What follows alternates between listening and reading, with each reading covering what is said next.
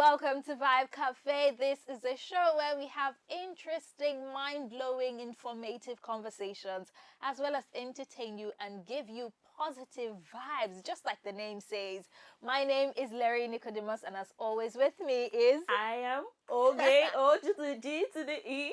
Absolutely loving It feels good to be here, and Yeah. I'm all ready for today's show. You are definitely ready. Loving the vibe, loving the outfit, Thank loving you. the look, It's everything. the energy I bring to the Yo, show. You know? I mean, it's only one Oge. You know what I'm saying? Of course, the show is super packed as always. We've got the movie reviews, we've got games, and we have a very interesting guest that we are going to be introducing shortly. If you want to find out who our guest is, keep it locked. We'll go on a quick break and we'll be right back. Don't go anywhere.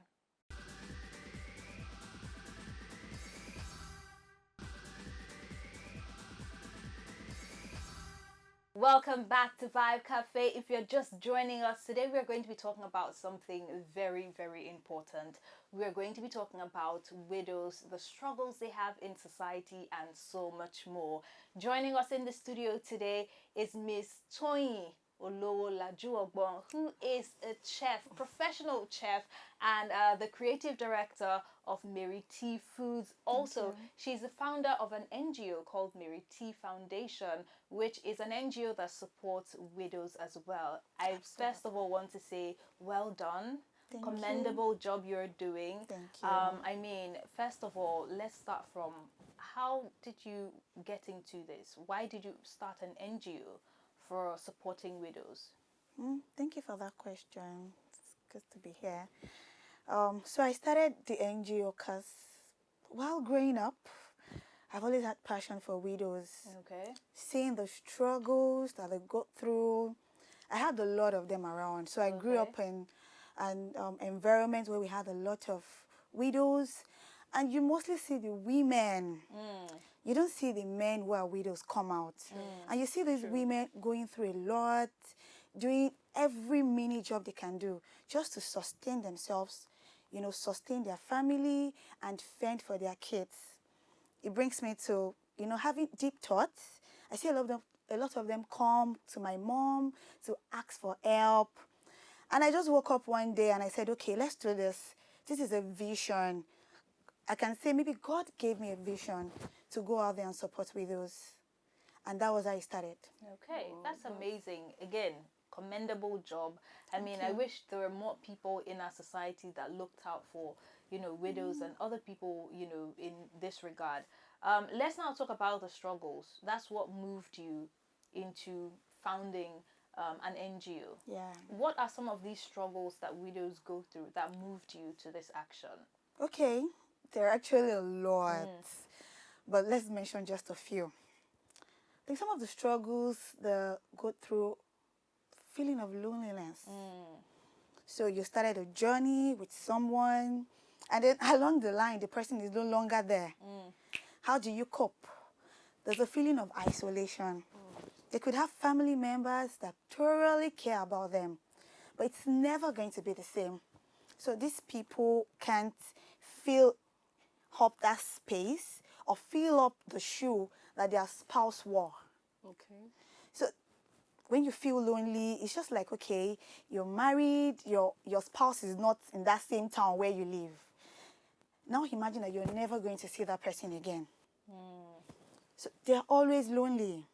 And you see some of them, from loneliness, depression starts. Okay. That's another thing, that's another challenge that widows go through. They are depressed. They're not sure how to probably react, or the shouldering of the responsibilities that they are left with. So this is a load on two persons, becomes one person's load. So depression sets in. They're not even sure, what do I do next? What am I not doing right? You know.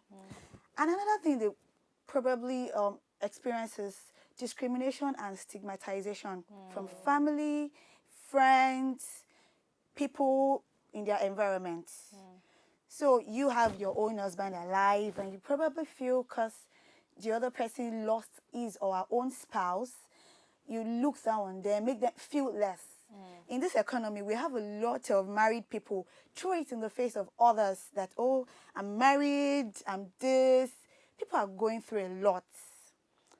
You know, somebody's a widow and you make the person feel less of who he or she is. Right. That's another thing. Then we have some very unhealthy family practices in some parts of the world, in some families. Once the woman or the man loses their partner, they begin to go through a lot of issues. You know, families come up with their own cultural practices. This is what we want. This is what must happen in our own family. You must sleep with the cops. We hear of all of these things. It's not only hearing, we've seen some of these things happen. You know, and these are other things that widows go through. They go through anxiety. Because, I mean, you're not sure of what the financial burden is going to be on you. Economic insecurity is another thing, is another challenge that they go through. You're not sure of how to probably react to the future. You know, these are things that you've planned. You have a plan with your spouse. This is how we're going to do this thing. And the person is not there anymore. So how do you carry out all of these responsibilities, especially if kids are involved already? True. So there are just so many, you know, there are just so many. But let's just mention this for a few.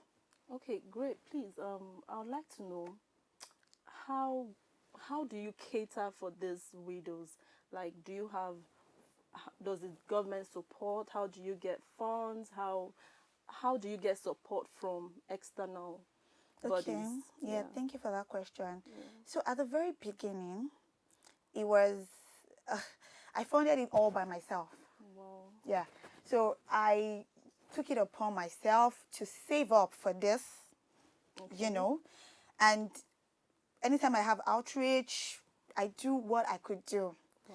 But it began to occur to me that this was not just about me. This is not just something that I could shoulder all by myself. So I started reaching out to people for support, family, friends, some few organizations. Wow. Yes, private organizations, private individuals sending their support both in cash and kind. Yeah. So when we gather all of this together, we pick a date for an outreach. So we have like a file, you know, a database for some of the widows that we've catered for in the past. Reach out to them, you know, get more widows on board, pick a date for outreach, and they come in. We do medicals, make provision for financial support, foodstuffs, and stuff like that. You earlier said that they go through struggles. I'd like to know, is there anything the organization is doing, like create awareness? Because I want to believe that going forward, all these struggles will be curbed in a way also. Are there any awareness reach out plan to people, individuals? Are there organizations that we're reaching out to help curb all this stigmatization and all? After they come to you, is there a way you reach out to the family members, society, to help, you know, narrow down this struggle, the struggle they bring to these widows? Is there any plan? Yeah, we actually do. So when some come, you know, there's a way we reach out to family members, Okay. their community, you know, especially when it comes to discrimination or stigmatization. When such person still feels so much grief, even after many months or years of losing his or her partner. Now, I want to say that we hardly have men come out. So they go through this burden, pain, all by themselves. And you see it breaking them down. They don't seek for help. But why do you think that is? Men, okay, so the physical makeup of men, how do I say it? There's an ego in men, you know, that doesn't just want them to go out there, seek support or help from their fellow man or another woman. Do you understand? So when you say, okay, we have an outreach, or we're having a day out for widows, they feel like, oh, okay, what am I going there to do? Right. You get it? But you see women coming out. You see some of them saying they want to meet their fellow widows. Tell me your story. How did yours happen? So that's another point. We encourage them to tell their story. Write your story. Because your story is going to encourage another person. else. We have young widows, people that lost their husband. Have you seen someone that lost her husband a week after marriage? It happened. How do you expect such a person to react? She's still in that euphoria of, I just got married, I want to enjoy my spouse, and the spouse is no longer there. So we want the older ones to write a story. So I feel like that is one of the reasons why men don't come out. There might be other reasons, why they don't come out. Men can shake off things like that easily. Yes, they're strong. Even the Bible says that women are weaker vessels. Not weak literally, you get what I'm saying? But men can easily move on. Like 100% of widows, you see a man moving on maybe months or years after, he can remarry. True. You mostly see the women, they usually do not remarry. Only a very few percentage. From our research, maybe about 2% get to eventually remarry. Okay. Yeah. All right. There's still a lot more to talk about. I really like the fact that you emphasized on having a support group, because some people, when you say, NGO for widows, they would think giving them money and food. But I also feel like the mental part is also important, because Yes. most of these widows feel unseen. So being in a support group where they are with people who feel the same emotions, Exactly. understand their experience, would definitely help as well. We'll go on a quick break, but when we're back, we'll open our fact file, so don't go anywhere. This is Vibe Cafe.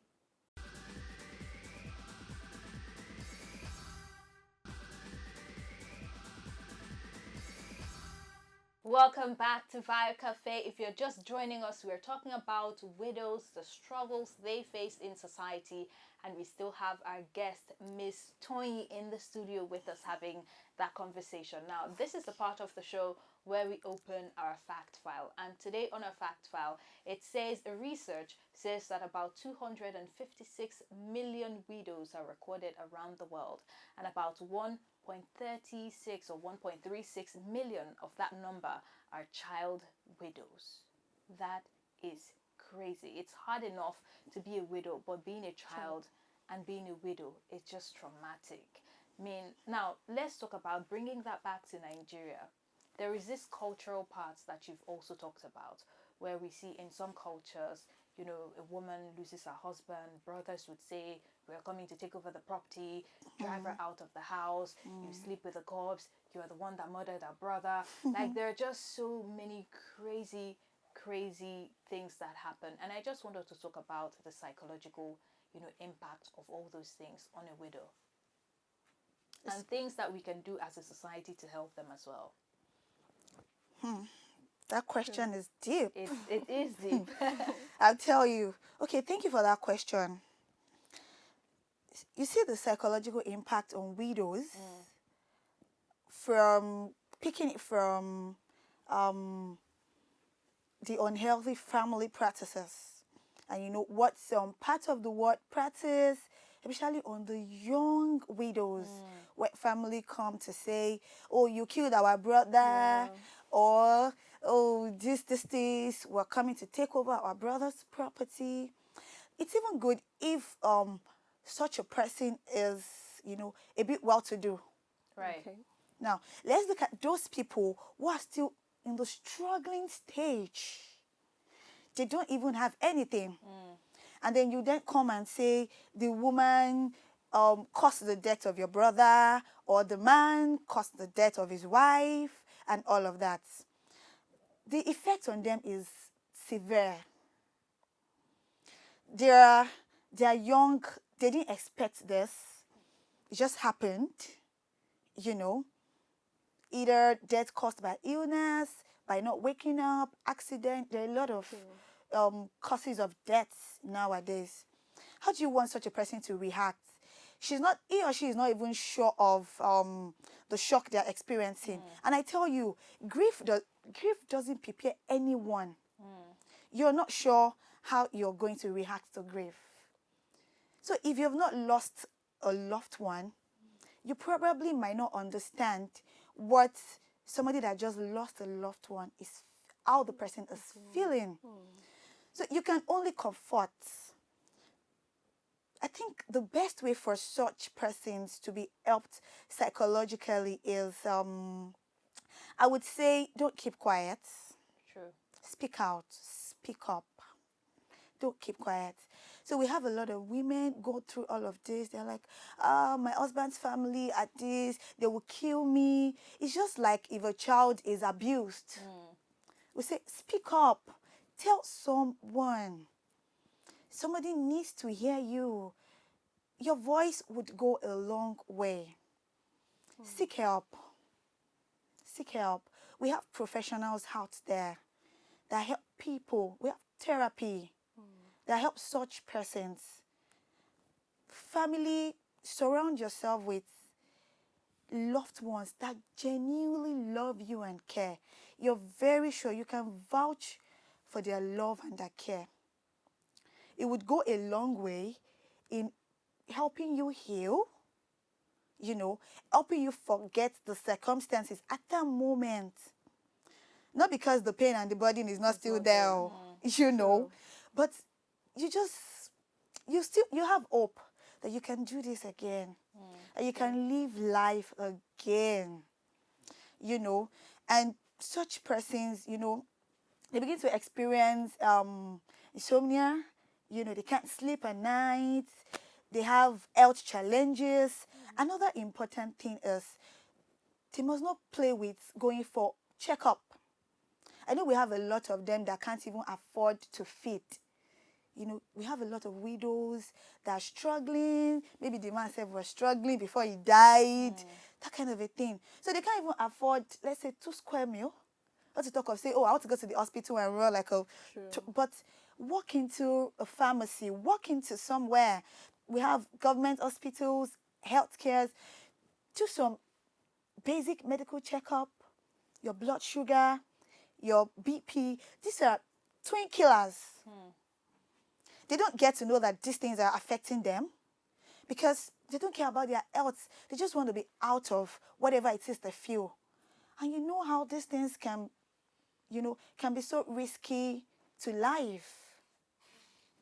So I feel like those are part of the things that they can do to help themselves, All right. So you've spoken to, people who are in this situation and things that they can do to help themselves in this situation. We're almost out of time, but I just wanted to, I was having a conversation earlier with someone and the person said, widow, do those things still happen? Exactly. Do people still have those kind of traditions in this present age and time? I thought it was just old Nollywood tales and all that. And I'm like, they do happen. So I'm happy you are here. Clarify that and, quickly, let's just wrap up. It happens. Yeah. A lot. I mean, you see people... Now, I feel like it happened more to women. Okay. True. You hardly see a man who lost... Okay, maybe if a man lost his wife, I don't know, it's very rare where you get to see them say, you must marry the wife's younger sister or something. It's very rare. Right. Yeah, but we see situations where a woman loses her husband and the family says you must marry your brother's your husband's immediate brother because that is our tradition. True. Now the woman does not even have a choice sometimes. You see women run away. True. Now, it depends on their religious community. For both Christians or Muslims, people that are deep Christians, they have the support of their pastors, their church members. People that are Muslims, they have the support of their, religious leaders and all that. Some of them go away and say, I can't do this.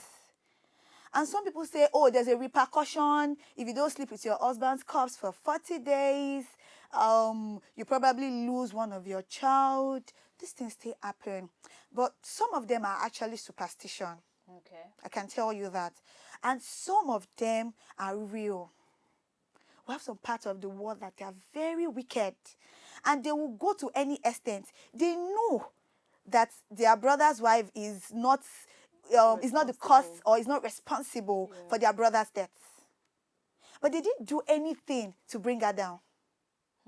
Yes. Wow.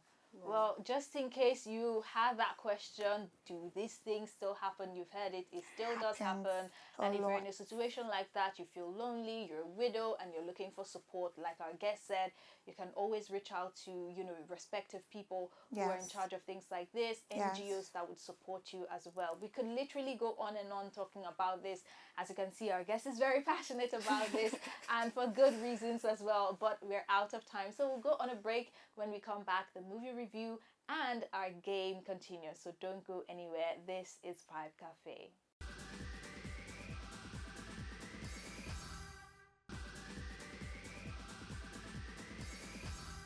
Welcome back to Vibe Cafe. We are about to check out a movie and do a movie review. Today we are going to be talking about Love Accidentally. I absolutely Good. love this name.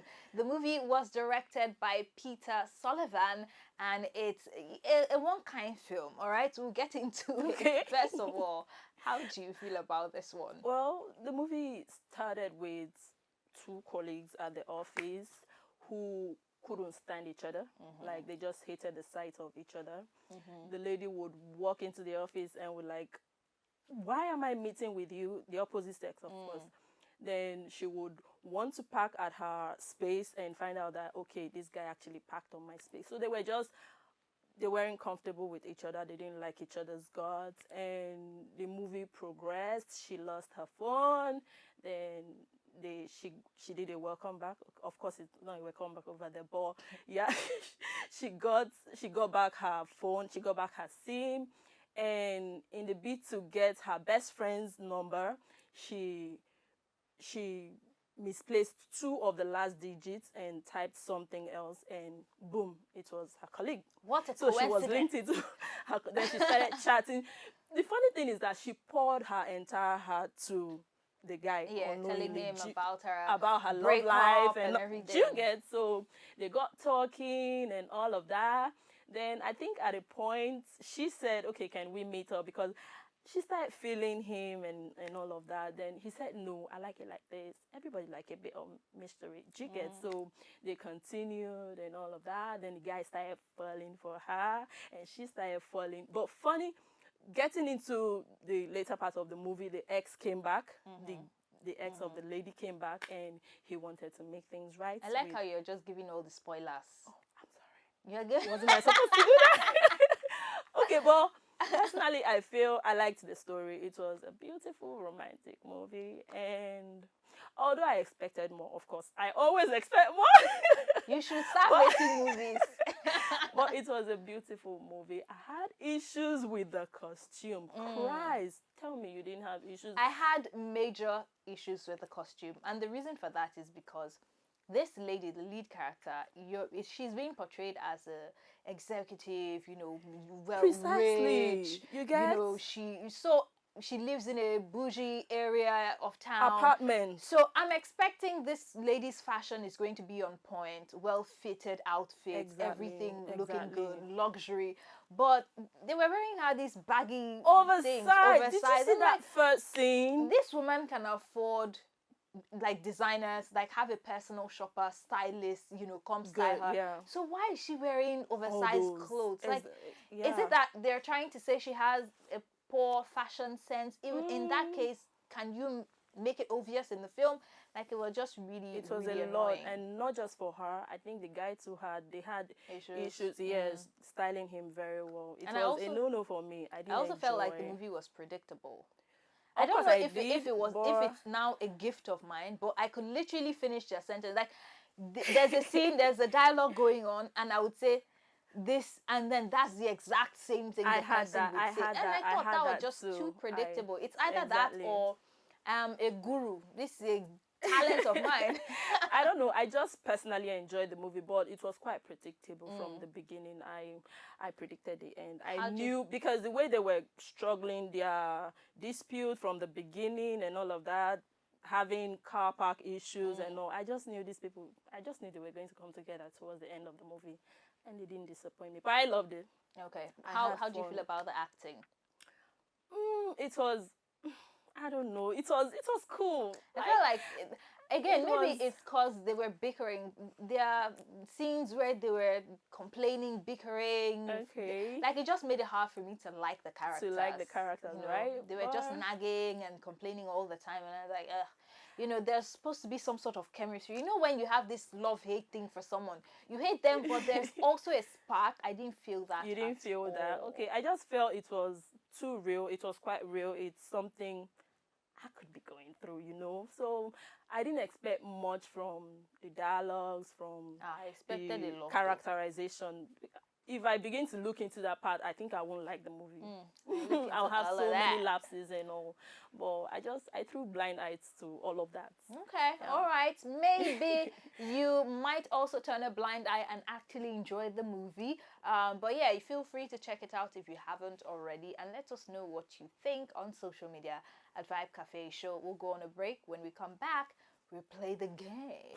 So don't go anywhere. This is Vibe Cafe.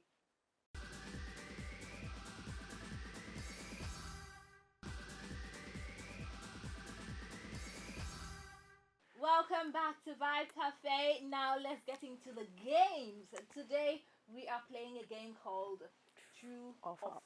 All right, it's pretty simple. We've got some, names of countries, and then we have to guess if the continent is true or false. Are you ready for it? I'm ready. Bring it on. Alright, let's go. Okay. Do you want to start? Or should Let me I? start. Alright. Let me start. Okay, so we have Johannesburg. Is the capital of South Africa. True or false? Johannesburg or Cape Town? Johannesburg or Cape Town?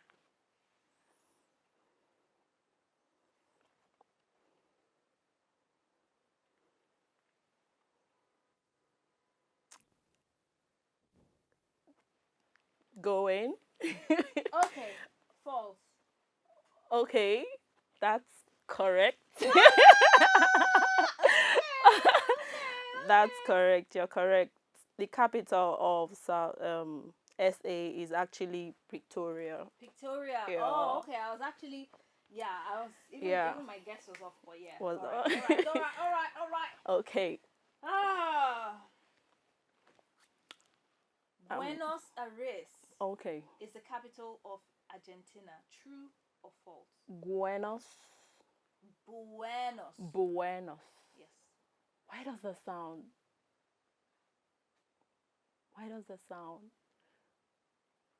Argentina. Argentina. Okay. True or false? True or false? True or false? True or false? I have no idea. Guess. Take a lucky guess.